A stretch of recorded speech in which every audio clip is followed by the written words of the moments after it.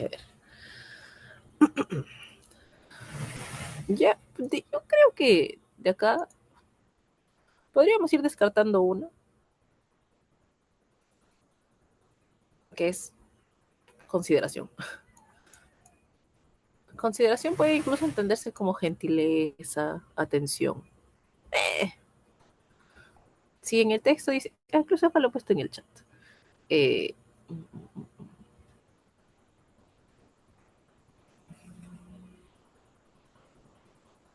ya, dice, varios grupos de investigación están, en el primer mensaje que mandé, varios grupos de investigación están obteniendo resultados alentadores. Alentadores, pues se entiende como prometedores, como que esperanzadores incluso, ¿no? Ahora, consideración ahí ya no tendría nada que ver. Regocijo tampoco, porque regocijo, como les dije hace un momento, regocijo es como decir alegría. Y no es que sea necesariamente alegre, sino que está ahí como que la promesa de que se va a lograr. O sea, la motivación de que sí se va a lograr. Ahora, si lo entendemos como motivación, puede ser la B, puede ser la C. Expectativa no, porque expectativa es como esperar algo. Y no es que estemos esperando, ya por lo visto sí se va a lograr, porque los resultados, dice, son prometedores, son alentadores. Entonces, expectativa no puede ser. Estamos entre la B y la C. Ahora, habría que matizar una cosita. Cuando yo utilizo incitación, es motivación, sí, pero de producida muchas veces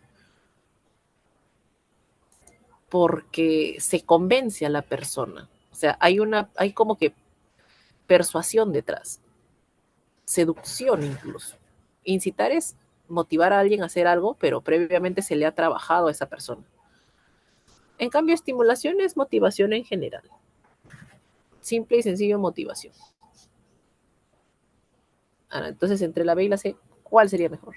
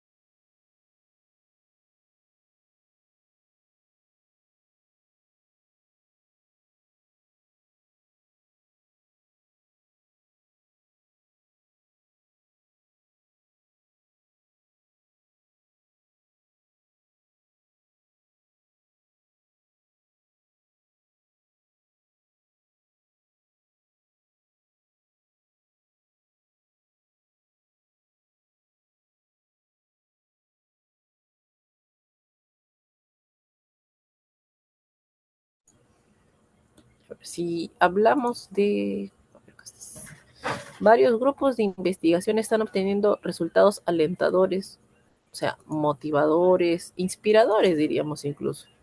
Entonces, eso supone una estimulación, una motivación. Estimulación. Ahora ver la 8. Vamos a ver. Dice, resulta incongruente con el texto. Incongruente, como por ahí alguno ya se podrá imaginar. Incongruente es como decir incompatible. O sea, es contradictorio con lo expuesto en la lectura. Resulta incompatible, incongruente con el texto sostener que el estado de hibernación al que se somete Dan Davis en la ficción debía durar 3 décadas. Ya ha sido inducido en ratones sin consecuencias perniciosas. Perniciosas, por si acaso, significa dañinas. Dañinas. Algo pernicioso es algo dañino. implica, supone suspensión temporal del metabolismo de un ser. El estado de hibernación del ser humano con propósitos médicos es algo inminente. Algo inminente significa inevitable. Ay. Y la E que no alcanzo a ver. En los seres humanos puede tener finalidades curativas.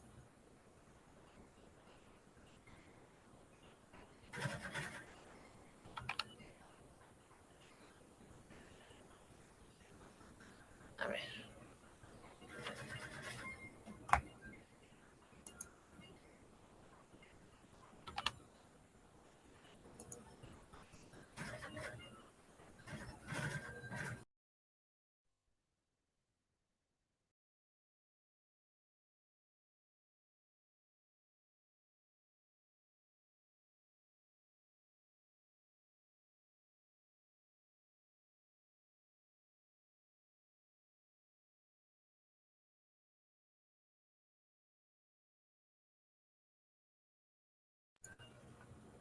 Vamos a ir descartando. A ver. No. Vamos a empezar por esta. A ver. En los seres humanos puede tener finalidades curativas. Bueno, por lo visto sí, ¿no? Porque, a ver, viendo el chat acá, dice, un cóctel de gases. Ya.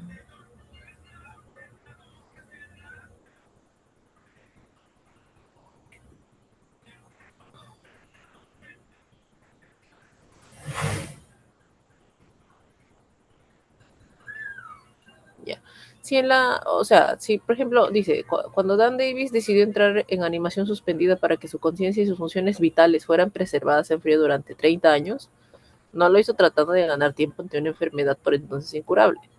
O sea, la posibilidad de que se use eh, para evitar enfermedades o para prolongar el tiempo de vida está implícito ahí, ¿no?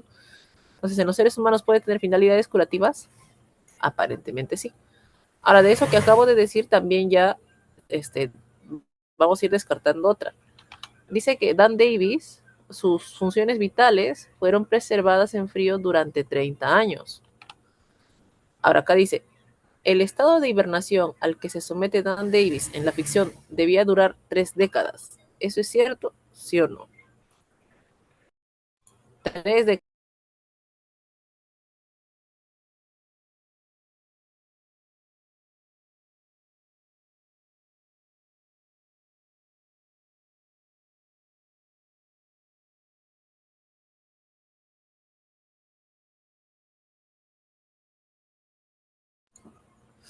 Sí dice, cuando Dan Davis decidió entrar en animación suspendida para que su conciencia y sus funciones vitales fueran preservadas en frío durante 30 años, no lo hizo tratando de ganar tiempo ante una enfermedad incurable. Tal, tal, tal.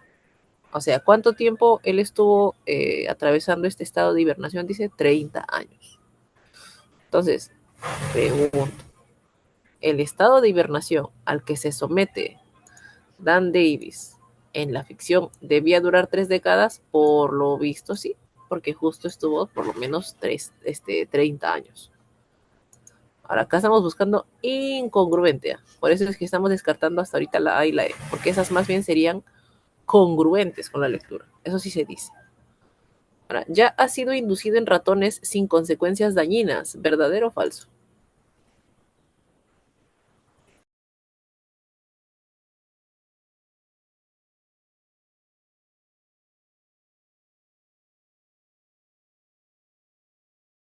¿Verdadero?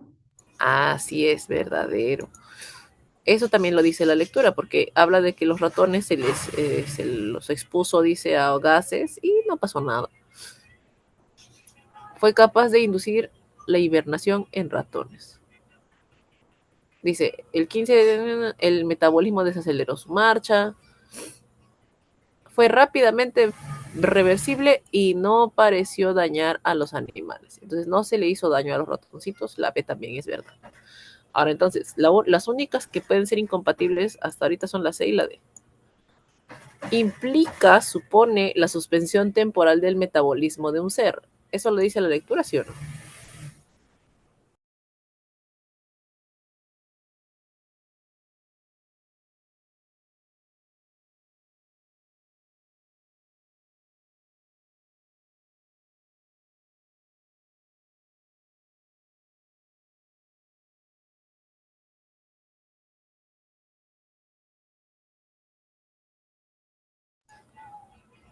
En a ver, ¿dónde estás?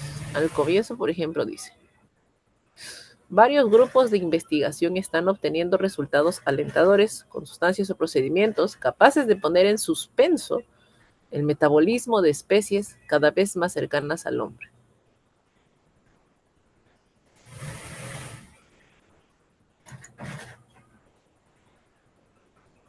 Entonces, ¿implica la suspensión temporal del metabolismo de un ser, sí o no?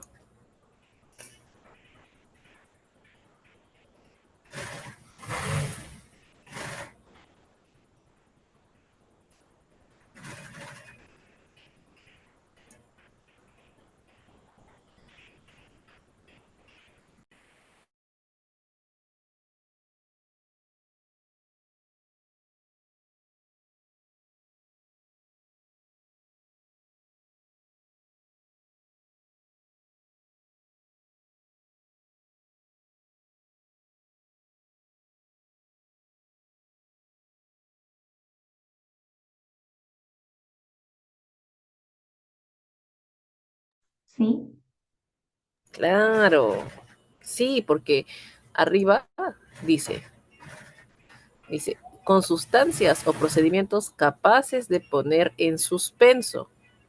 O sea, no es, suspenso no es simplemente quedarse así en la duda, en silencio.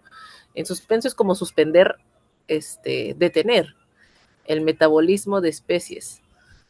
Poner en suspenso no significa que ya no va a haber metabolismo, sino que gracias a la hibernación, por lo visto, lo pueden como que pausar. Entonces, la C también sí es verdad. Lo que es mentira y sería incompatible es que el texto diga que en el caso del ser humano, es algo, y acá la palabra clave es inminente. Inminente, porque no es inminente. Inminente, como les comenté hace rato, es que es inevitable. Y no está diciendo que sí o sí esto va a pasar. Se ha dejado incluso la posibilidad. Dice, dice, esto sugiere la posibilidad, esto, todo lo que han logrado, sugiere la posibilidad de inducir estados de animación suspendida en el hombre con fines médicos. Es una posibilidad, no es que sea algo inevitable, inminente. ¿No? A ver, 9.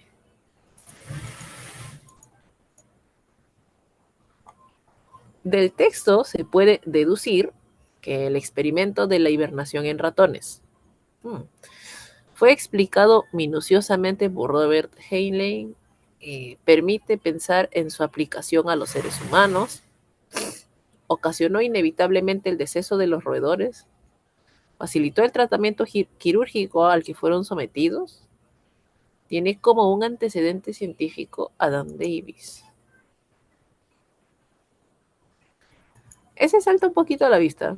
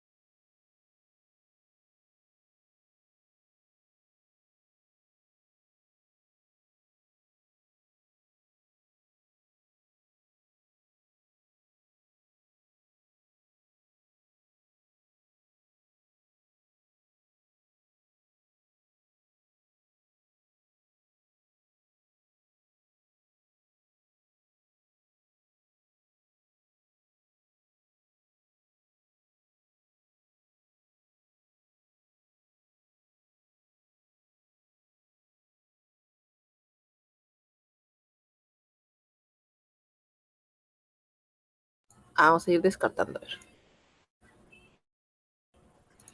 A ver, ¿qué puedo y qué no puedo deducir? A ver, dice, fue explicado por Robert Heinlein. Robert Heinlein. Robert Heinlein es el autor de la obra, de la novela del señor Dan Davis, en la que el señor, porque le engaña a su esposa, que lo traiciona, se hace hibernar él. ¿Y cómo se llama la novela? Puerta al verano. Ahora, entonces Robert Heinlein no está a cargo del coso de la hibernación en ratones. O sea, él no tiene nada que ver. Entonces, esto, por ejemplo, ya estaría descartadísimo. Yo no puedo deducir esto porque no tiene ningún sustento. Robert es, en todo caso, el autor de la novela, nada más. La hibernación en ratones no la explica él. Él simplemente es autor de esa novela. Ahora, a ver.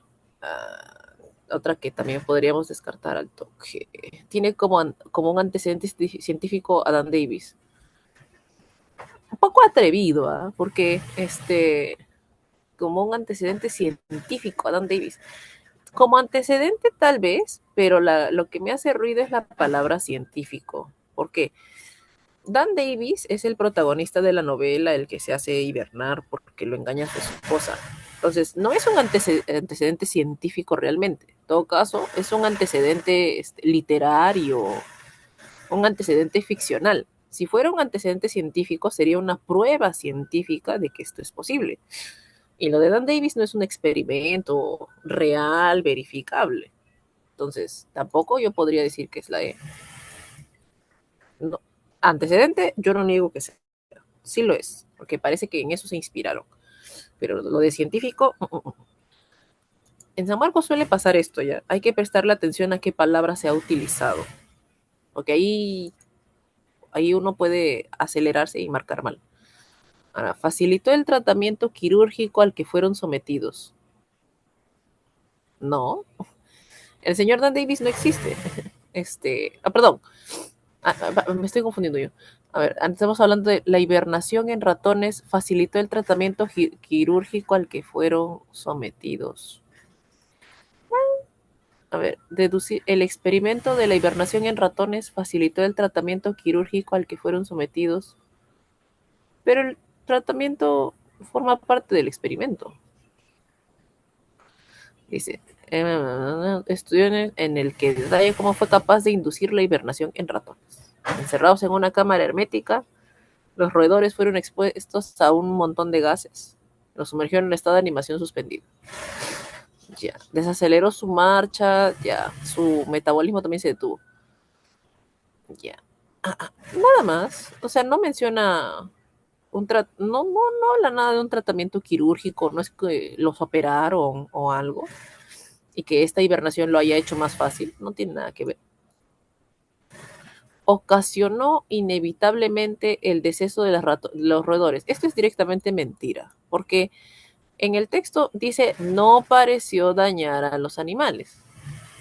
Y además dice, ese estado, que estaban como dormidos los ratoncitos, dice, este estado fue rápidamente reversible. O sea, así como estaban dormidos o suspendidos, hibernando, fue rápidamente reversible. O sea, pudieron volver a su estado anterior y sin ningún daño. Entonces, eso es directamente mentira. No es que ocasionó la muerte de los roedores. Entonces, lo que sí podemos deducir, y es justamente la clave acá de la lectura, es que permite pensar en su aplicación a los seres humanos. Es por eso que en el texto se afirma que estamos obteniendo resultados alentadores, ya que por lo visto, si está funcionando con roedores, ¿quién quita mañana más tarde también se puede hacer con los seres humanos? ¿No? Esa es la idea. Por eso al final dice, esto sugiere la posibilidad de inducir estados de animación suspendida en el hombre con fines médicos. Si en los ratones se pudo, quién sabe, luego se pueda también con los seres humanos. Entonces acá sería la B. Permite pensar en su aplicación a los seres humanos. Y por último, a ver, la 10. Si el experimento de Mark Roth sí es el de los ratoncitos. Dice, publicó un estudio en la revista en el que detalla cómo fue capaz de inducir la hibernación en ratones. Mark Roth es el de los ratones. Ya. Si el experimento de Mark Roth con los ratones hubiese resultado fallido, le prohibirían escribir en revistas como Science, los científicos abandonarían el proyecto de la hibernación. Solamente se podría experimentar con especies como las aves. Probablemente el experimento se haría con otros gases. Se tendría que seguir el método aplicado por Heinlein. A ver, quizás hay que pensar un poquito con más detenimiento. A ver.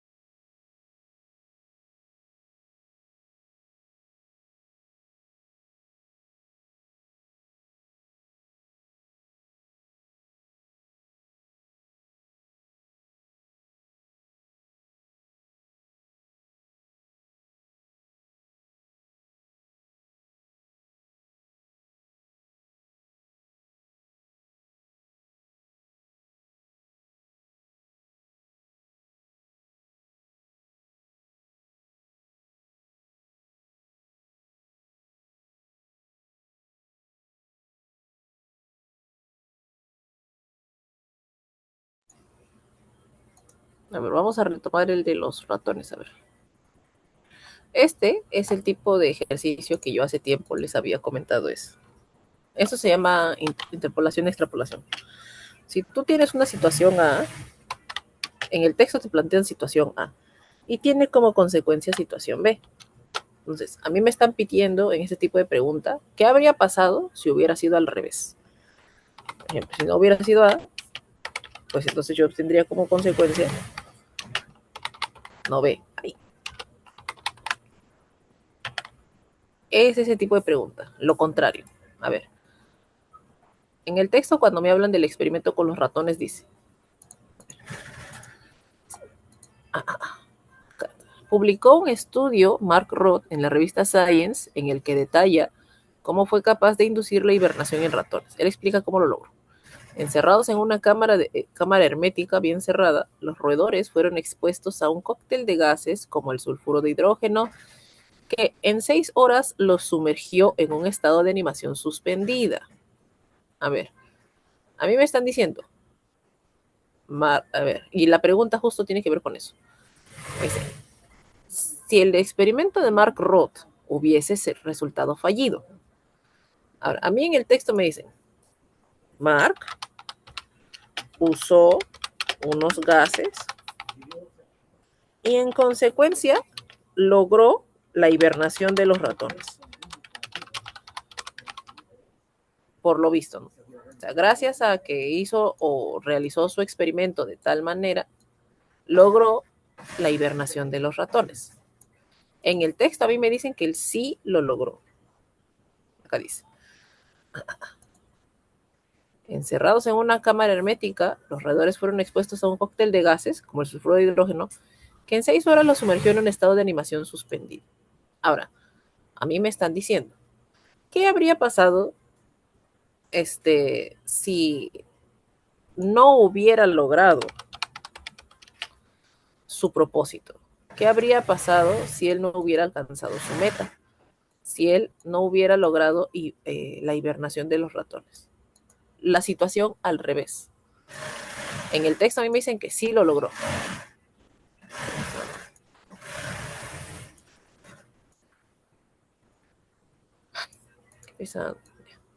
A mí me dicen que sí lo logró.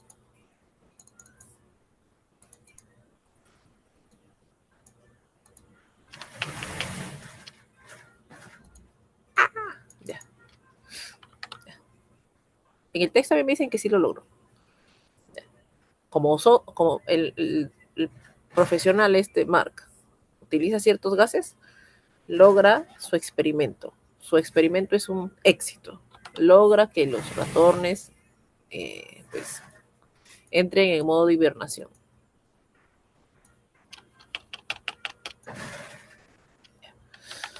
Ahora, la pregunta me está diciendo qué habría pasado si hubiera sido lo contrario, si hubiera sido al revés. Sí, ¿cómo? ¿Qué habría pasado si no hubiera logrado la hibernación? A ver, vamos a copiar.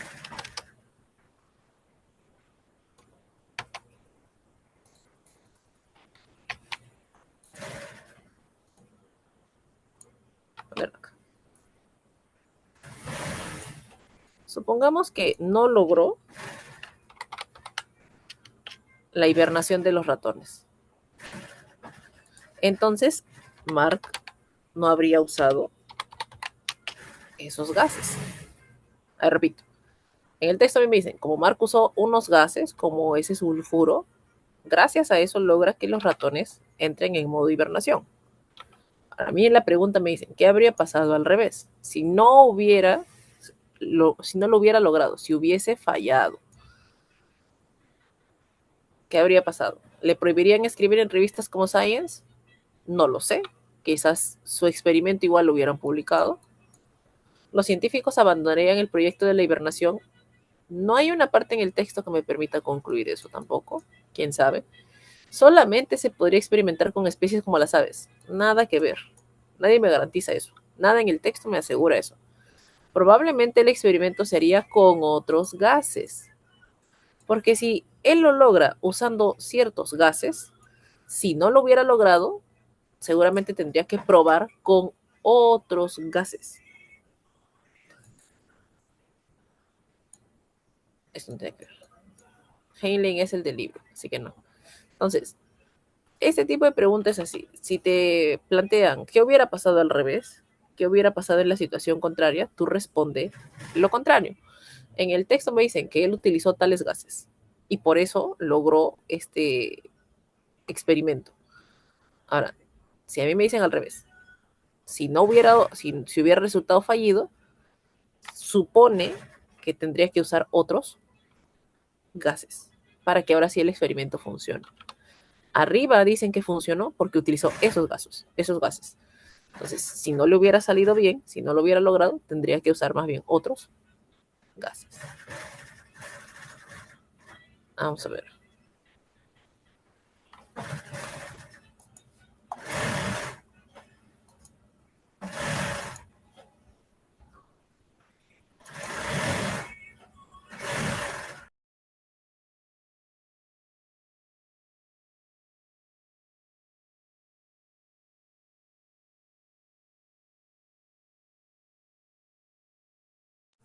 A ver.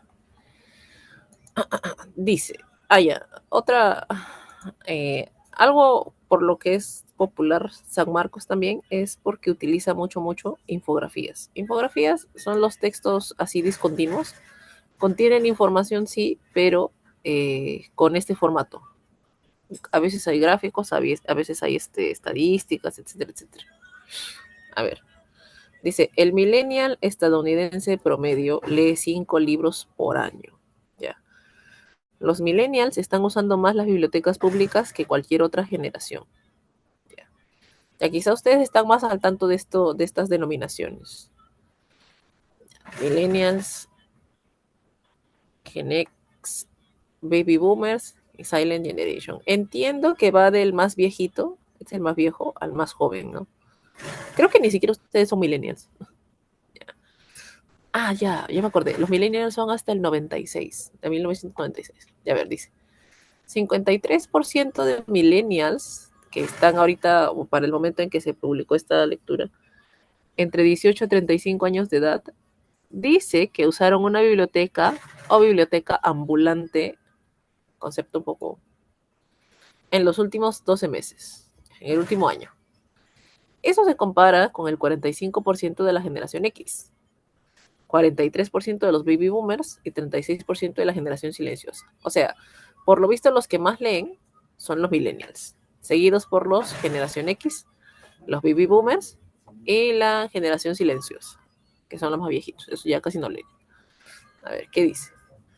Cuando los adolescentes y los adultos jóvenes están metidos en sus smartphones, ¿qué creen que están haciendo? ¿Revisando fotos en Instagram? ¿Chateando con amigos en Facebook? ¿Viendo algo en YouTube? Puede que sí, aunque también hay una buena probabilidad de que en realidad estén leyendo un libro. Así que olvide los estereotipos que a menudo asociamos con los millennials.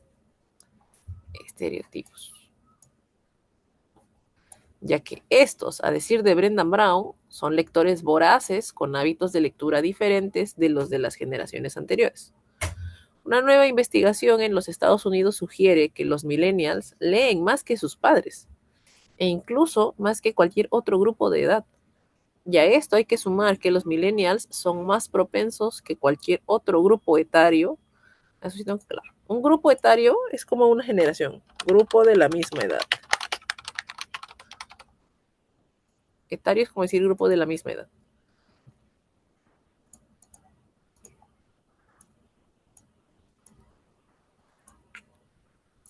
Ya. A visitar bibliotecas públicas para leer libros físicos en contra de lo que popularmente se cree. O sea, hay un como que prejuicio de que la gente, bueno, los millennials, ¿no? La gente más joven todavía que ustedes, pues no tiene el hábito de la lectura. Pero por lo visto no, sí leen, solo que por lo visto leen un poco más o en mayor medida virtuales, ¿no? A ver, eso sí está un poco difícil para pasarles.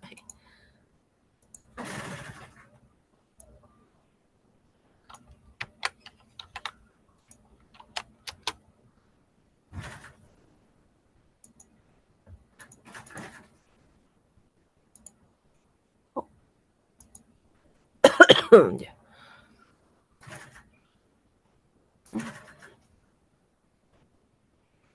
acá no puedo pasar imagen. Ya, a ver, dice, en el texto se informa principalmente que la generación de los millennials es más proclive. Proclive se refiere a inclinación. Es más o está más inclinada a la lectura que otras generaciones. Los millennials podrían preferir la lectura en vez de estar comunicándose virtualmente. Los científicos de Estados Unidos estudian a los millennials que son aficionados a los textos.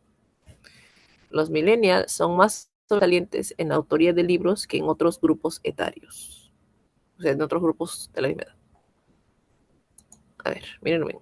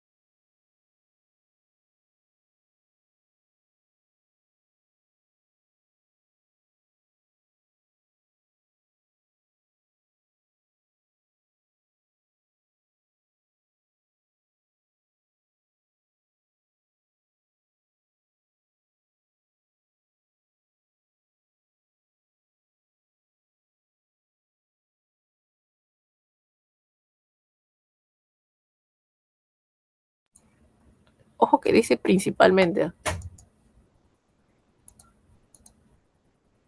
Principalmente. ¿Qué nos informa? ¿Qué información nos da esta lectura? Ah, muy bien, hija.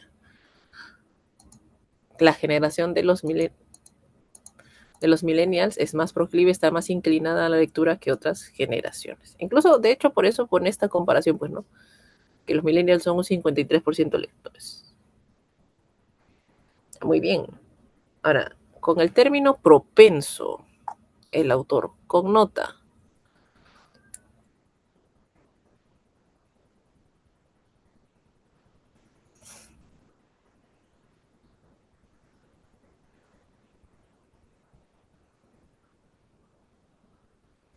Acá está propensos. Casi al final. Ahora dice. Sugiere que los millennials leen más que sus padres e incluso más que cualquier otro grupo de edad. Y a esto hay que sumar que los millennials son más propensos que cualquier otro grupo a visitar bibliotecas, más propensos. A ver, desidia es como decir desgano, por si acaso. Desgano. Flojera, pereza. Afabilidad es amabilidad. Inclinación creo que ya sabemos qué es. Vocación. Vocación probablemente también ya tienen una idea de qué es.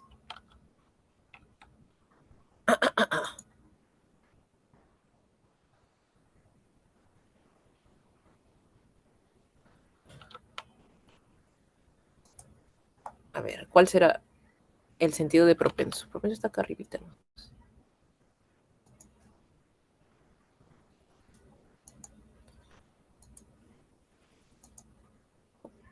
Muy bien, correcto. Inclinación. Tienen una mayor inclinación que cualquier otro grupo a visitar bibliotecas. Alguien podría decirme vocación, pero vocación tiene, como ustedes saben, más sentido de carreras, de estudio, o sea, estudio, pero no en el sentido de pasatiempo, sino de eh, universidad, profesión, ¿no?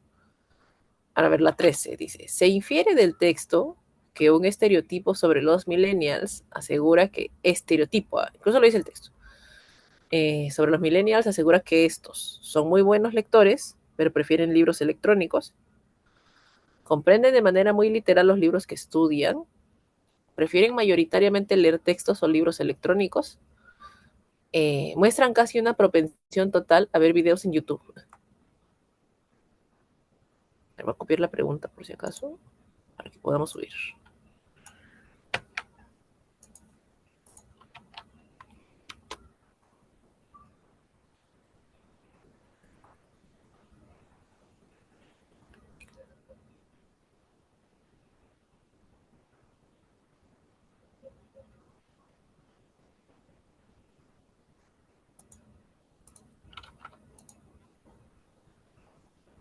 Incluso lo subrayé. Ahí lo he dejado subrayado. Dice, así que olvide los estereotipos que a menudo asociamos con los millennials, ya que estos, a decir de Brendan Brown, son lectores voraces con hábitos de lectura diferentes que los de las generaciones anteriores.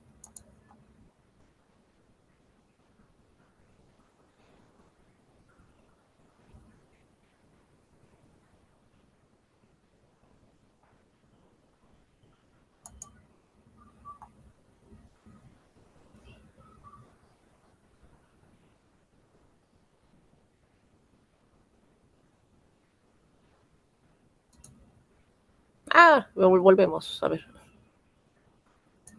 La C. Vamos a ver.